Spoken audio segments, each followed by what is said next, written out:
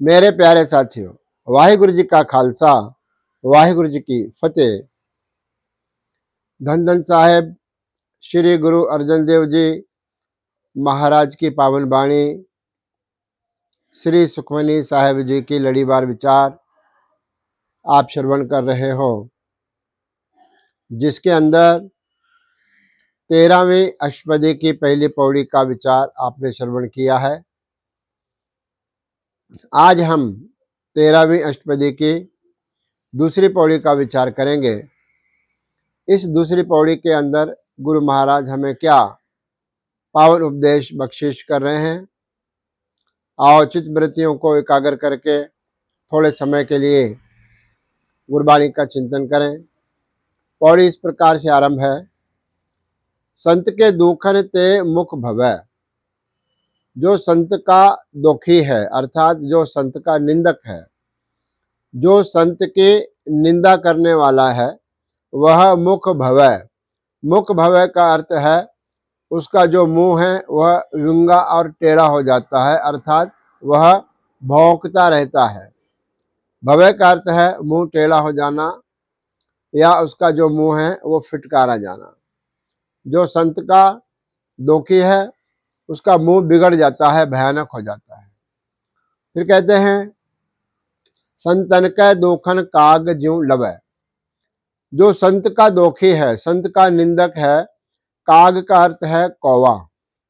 जिस प्रकार कौवा कांव कांव करता है दिन भर और व्यर्थ की आवाज करता है, उसी प्रकार से जो संत का दुखी है, संत का निंदक है, वह कौवे की तरह दिन भर कांव कांव करता है, जिसके पुकारने का कोई अर्थ नहीं होता। फिर कहते हैं संतन के दुखन सरप जोन पाए।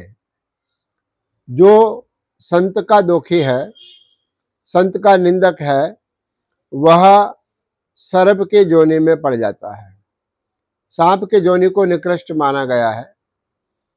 महाराज कहते हैं कि जो संत की निंदा कर रहा है वो मरकर सांप के जोनी में, सर्प के जोनी में पड़ जाता है। संत के दुखन त्रिगद जोन किरमाए। जो संत का दुखी है, संत का निंदक है, वह त्रिगद जोन, त्रिगद का अर्थ है जो पेट के बल चलने वाला है और जो टेढ़ा चलने वाला है, सांप की तरह। और जो पेट के बल चलने वाले, जिनमें कृमि है, केचवे है, सांप है, जो पेट के बल से, अजगर है, रगड़ रगड़ के आगे चलते हैं, इनको पैर नहीं होते। उस प्रकार से किरमाए का अर्थ है कृमि, कृमियों के, कीड़ों के जैसे वह पेट के बल चलने वाले, ऐसे जोनियों में वह पड़ जाते हैं जो संत के दुखी है। फिर कहते हैं संतन के दुखन तृष्णा में जल है।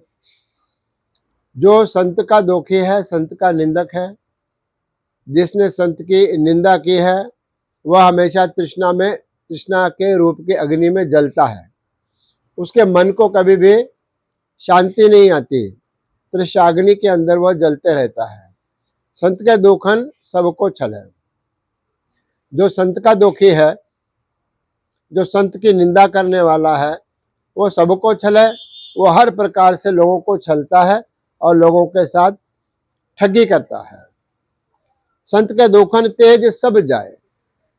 जो संत का निंदक है, साधु का निंदक है, उसका जो तेज प्रताप है, उसका जो रसूख है, वह सब चला जाता है। उसकी जो शोभा है वह समाप्त हो जाती है। संत के दुखन नीच नीचाए। जो संत का दुखी है वो नीचों के अंदर भी नीच है। जो नीच पुरुष है उससे भी नीच वह है जो संत की निंदा करता है, संत पर दोष लगाता है। फिर कहते हैं संत दोखी का थाव को ना है। जो संत का दोखी है उसका थाव का अर्थ है ठिकाना। संत के निंदक का कोई भी ठिकाना नहीं है संसार में। थाव को ना है, उसका कोई स्थान नहीं है, उसका कोई ठिकाना नहीं है। सब उसको फिटकारते हैं, निंदक को कोई अपने पास नहीं आने देता। फिर अंतिम पंक्ति में कहते हैं नानक संत भावै ता ओए भी गत पाहे।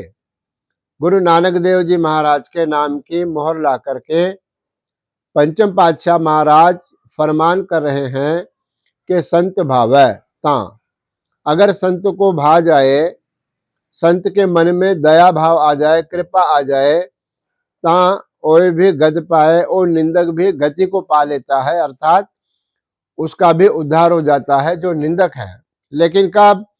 जब उस संत को अच्छा लगे, जब संत के मन में कृपा आ जाए, दया आ जाए, तो उस दया दृष्टि से, उस कृपा दृष्टि से वह निंदक भी तर जाता है।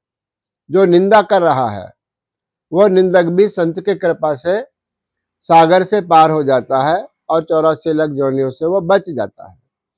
इसी प्रकार से आगे के पौड़ियों में भी जो संत का निंदक है उसका अलग अलग प्रकार से वर्णन किया गया है। अगली पौड़ी के विचार हम परसों करेंगे। आज इतना ही। धन्यवाद।